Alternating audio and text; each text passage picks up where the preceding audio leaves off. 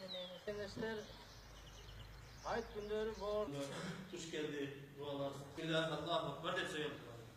Ayetısına hiç vakta inle gepildik belbeydi. Avkuvan namazdan kaç söyledi daha derecesi çok. Kuruyor Allah'ım. Amin Allah'tan razı olsun. Allahu Ekber. Amin. Allahu Ekber.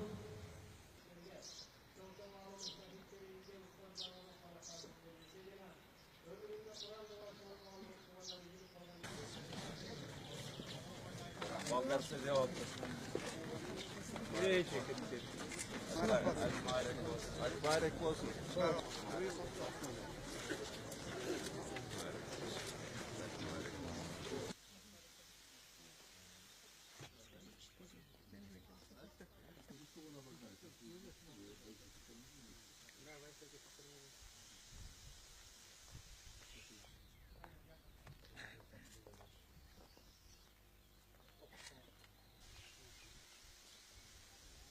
الروح وعلى كل شيء